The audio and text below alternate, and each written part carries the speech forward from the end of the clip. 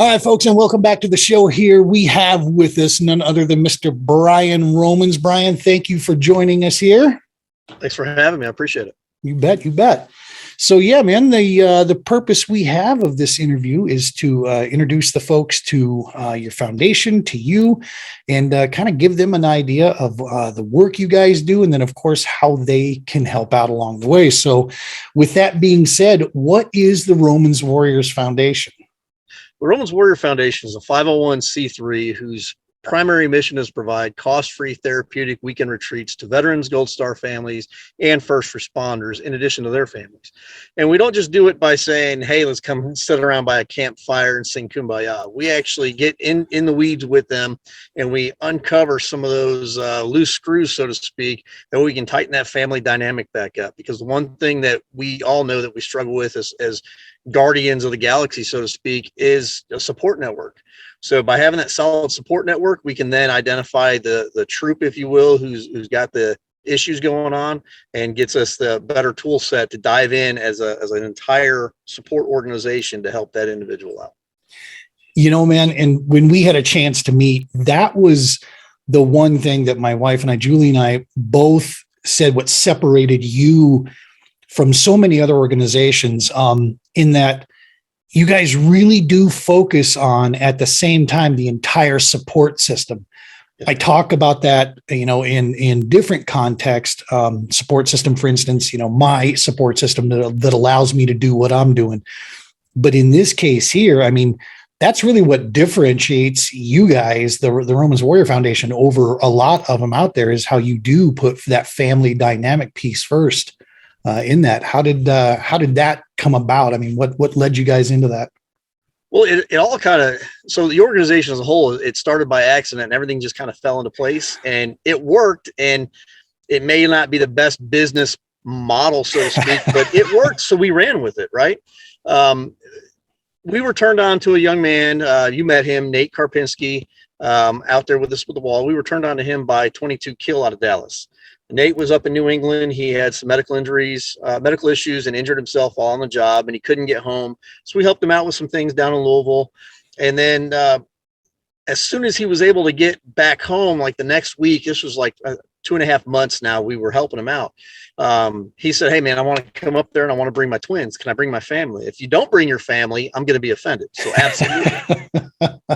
So he brings his family, these kids up, awesome kids, beautiful kids. And as the weekend starts progressing, I see the kids, they were tense at first, and then they start relaxing and opening up more. And the 14-year-old, the little girl, she was 14 at the time, excuse me. She comes up and she says, thank you. And I'm like, you don't have to thank me. This is my pleasure. This is my duty for you. Your dad, we helped him out. It's an honor to meet him. Now, what can we do for you and your brother? What do you mean? It kind of hit her a little off. Well, then the next weekend they came back up from Louisville, and then the weekend after they came back up. So it almost every weekend, I think one weekend out of the month, they didn't come up for several months. And then finally I got her alone, and I'm like, hey, Trinity, what is it about coming up here that you like so much? She goes, you have created a relationship between me and my father. Without your interaction, I wouldn't know my dad. I wouldn't want to know my dad. But because of what you guys do here and how you do it, I now have a relationship with my father. And in turn, my mom has a better relationship with my father. And my brother has a better relationship with me. So it just kind of fell into place. And she wrote a testimonial for us. And part of that testimonial, it states, I'm going to probably butcher it, but let me try to paraphrase. That's right. Because of the Romans Warrior Foundation, I now know who my father is, and I have a strong relationship that I can look forward to growing. And this is from a 14-year-old little girl. From the mouth of babes, huh? Right. So we took that and we ran with it. And it's just been truly phenomenal, because we don't repeat everything exactly the same, but we have that core foundation. We want to hear what the kids have to say about the issues that are going on in the home. We want to hear what the spouse has to say. And 9 out of 10 times, the spouse's story is from their perspective, not from the kid's perspective. Right. And when the kids interact with our kids, and then we kind of have a family debrief, if you will, hey, what was said to you? How did you take what they were saying? hey, Dad, it's the same way that you handle it, that we handle with you. And we do this, this, and this. And we advise them to do X, Y, and Z as well. It doesn't necessarily negate the problem, but it removes temporarily from the pressure situation. And once things calm down, they're able to go back and talk to their dad. Right. And I'm like, that's what it's about right there. Man, I'll tell you, the part that strikes real close to home is that evolution that you saw with that, and how you've molded, for the service first, and then working out the business aspects of this, to make it something where, obviously you got to take care of home base before you can take care of anybody else. We all know that. We all agree to that. But that evolution that you guys have, when I went to the first veterans retreat with the Warrior Bonfire program, I was privileged to go there and spend 4 or 5 days with these guys, 6 Purple Heart recipients. Wow. And just kind of share my passion of the outdoors with these guys in this setting. Now, mind you, it was just us that were there, along with the owners of the property. But by the time I left there, point I'm trying to make with this, by the time I left there, my motivation had changed. It had gone into overdrive, and now my focus, had evolved. Mm-hmm. I had been looking for a business model of where, working hand in hand with the competitive fishing, for some time. But by the time I left there, I spent probably an hour or two on the phone with my wife on the 12 and a half hour drive back to Colorado, talking to her about, I found it. This is the part that motivates me, is if just by me doing something so simple to me can provide a small little inkling of something. And so, you have what we have here now today, where I've said this several times, and it's the truth, is fishing is going to have to take care of itself. I'm still going to be competing. I'm still going to go out there, but in my priority piece, service is coming first now. And so we're making a lot of changes on this end. But that, when you said that about that, how you just kind of evolved and it was situational based, man, do I get that. I mean, that makes so much clean sense there. And that's super, super cool. Now, obviously the foundation's named after you, Brian Romans. So what exactly do you do with the organization? What is kind of your ball of wax that you do with the organization right now? Well, I'm actually fortunate enough to have, I did 15 years of service in the Marine Corps, 3 combat tours. I was medically retired after 15 years. I've had government contract jobs here and there to be able to get the foundation to where it is, because let's face it, a lot of self-starting entrepreneurial nonprofits, you don't have the grants up front. You don't have the community involvement up front, especially being new to Indiana. I'm Nick, the new guy. All that happened with me was a deer tried knocking me off a motorcycle. I lived to tell about it and said, hey, let's continue service, because this is where, truth and honesty, this is where God is leading me to go. So, and that's exactly how it started. And now I'm at a point, thankfully, that as when you met me in Colorado, I'm retired. This is my focal point. Continuing selfless service to our nation's heroes and those who raise their right hand and take an oath to defend the country, both abroad and here at home. As a former first responder myself, former fire chief, the mental stressors on the first responders are not addressed nearly enough. Nope. Within the past 5 years, they've just been able, certain cities have just been able to get mental health as part of their insurance plan on city and municipality fire departments. Wow. So, I mean, it's like we're in the Stone Ages, but we can send a guy to the moon in orbit, So that's where my bailiwick is, or my ball of wax is. Mm-hmm. I am trying my best to chair the organization and lead it in future entities on down the road, to include the Global War on Terror Wall of Remembrance. Our goal in 2022 is to get that in front of 22 different communities, which means a lot of road time, a lot of support time from the family, and a lot of community involvement. So that's kind of where we're at as of right now. I'm not going to get knee deep yet, but I'm sure we're going to get there. Yeah, you bet. So the Romans War, you've spoken about, what it is you guys do in a general. What would you say if you had to pick, what is the primary goal? Like when you're making decisions, there's something you measure against every time. Does this fall in line with this? What would you say if you had to classify one? What would kind of be one of your primary goals with the organization? it would have to meet the whole. Oh, that's a good question. I like it. It goes deep. Yeah. But it would have to center around what is the specific need for that veteran or first responder and their family. Right. So it goes back to what we started with. We're not just centric to that combat veteran or that firefighter that's gone into a burning building and dragging a buddy out, or an officer who's been involved in a shooting, or an EMT who lost a patient on the way to the hospital. We're centered around, what do they take home to their family? What Right. does that family now shoulder in support of that individual who's going through that? Because a lot of times we as men, we're programmed and we're designed to close that off. It's the sign of weakness if we say, hey, bro, boss man, I need to go and get checked out for my grape up here because it's not scanning right. I'm not feeling good. Well, now you're labeled in that environment. You're pulled from the line, if you will. You can't go out and be in combat. You can't go out and man the hose. Now you're an engineer, or you're stuck as a chauffeur, or you're back at the station waiting for them to come back to be able to roll hose and clean equipment, or you're at desk duty as an officer. So a lot of these things, it's frustrating. So we keep them bottled up and closed up. We try to put them in that Pandora's box, close the lid, and put them to the back of the closet. But our family still has that initial shock value. The wife or the spouse, they see that when we walk in the door, and it's all over our face of what happened during our shift. Right. How do we keep that? We do our best to protect our kids from that, but that wife already has that shell shock to it. Now it's in her mind, well, what's going on with my husband, or vice versa. He sees her come in the door. Oh man, what happened on her shift today?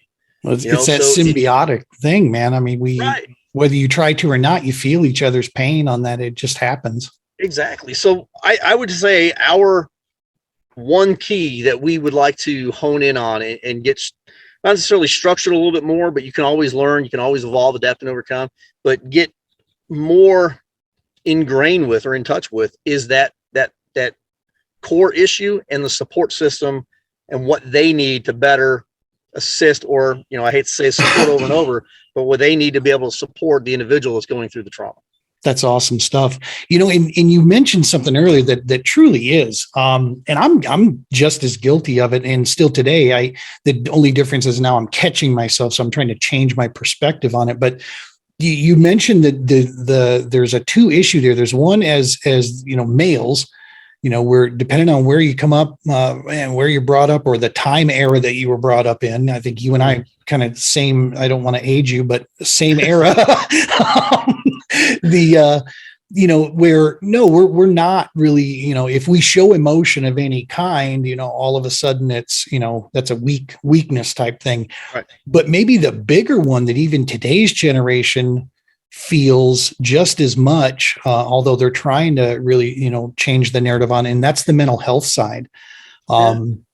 It's, we say mental health, and from my, childhood growing up, when you said the words mental health, that meant special needs of some kind. That was the first initial thing that came in your head, because, if you were under stress, you were just a stressful dude, and that was that, you know what I mean? Right. You just were supposed to take care of it. So it's refreshing to see that there's more and more out there, folks and organizations and messages trying to break that stigmatism that, look, man, there's some things that, you're just never going to get over. And so we just need to learn how to work through them. Absolutely. Or live with, these situations. We're not trying to change, this, other than how to be, a contributing and positive member to our support systems and to our community. So that's right. definitely up there. One of the things when we do every year up until COVID, we usually do a 120-mile walk during June, which is National PTSD Awareness Month. And we end that walk on National PTSD Awareness Day. And one of the things that we would consistently get asked is, well, one, why do you do it? Well, we do it because mental health, PTSD, post-traumatic stress disorder, is just that. It's a disorder. It's a sickness. It's not something that, just one day you woke up with and you suffer through a traumatic issue. And whether you realize it or not, whether it's conscious to you or not, it triggered something in you, and it changed who you are and structured who you are and how you react today. So that's the core thing, and the second thing is, well, Why is it so important? Well, it's important for a couple reasons. One, I'm going to speak on behalf of a Marine for a moment. So we get programmed and we get trained to go into battle, see the worst of the worst, handle the worst of the worst, and then come home. When we come home and it's time for us to transition from that of a uniformed military individual, uniformed military Marine, to a civilian, we're not trained how to turn that part of us off. So now I'll use my own example. In Afghanistan, in 2004, my platoon was ambushed a section of my platoon was ambushed in Afghanistan, and we suffered the first combat casualty of Operation Enduring Freedom, Corporal Ronald Payne Jr.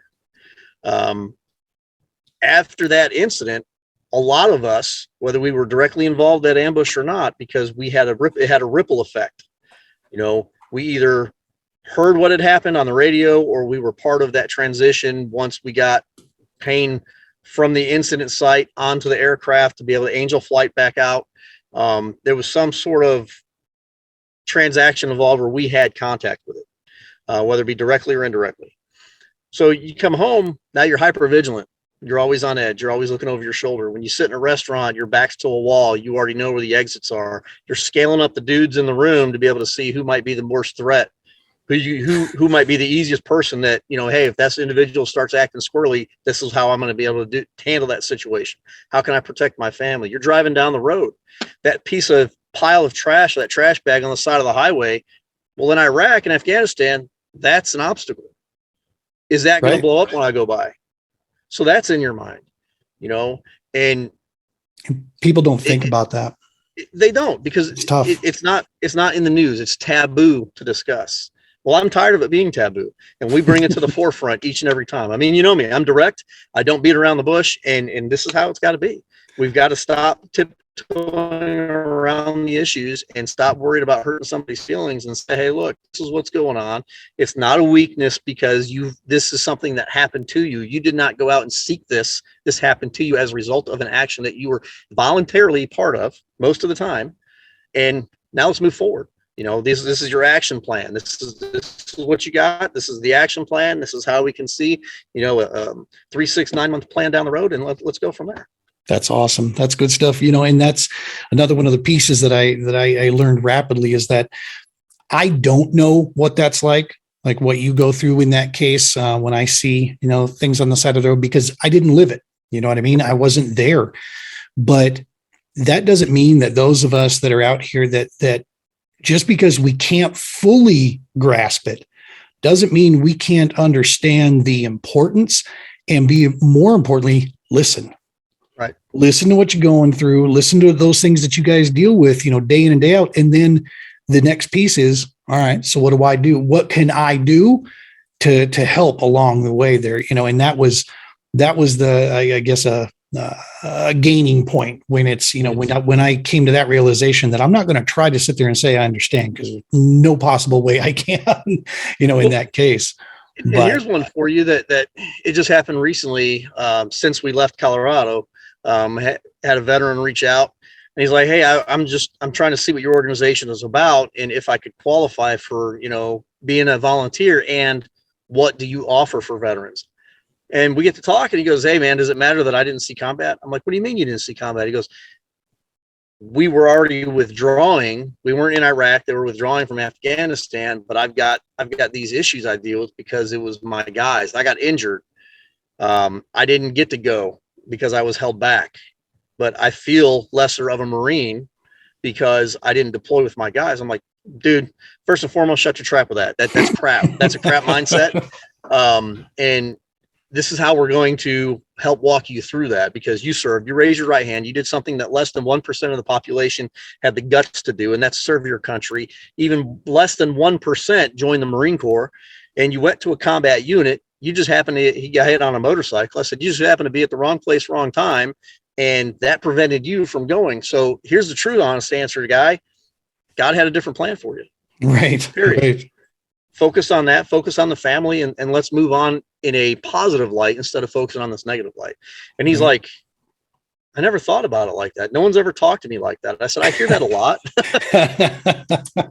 Yeah, it's not as I guess clickbait. It doesn't grab the attention as much, but I think that's where the meat of the beast surely exists.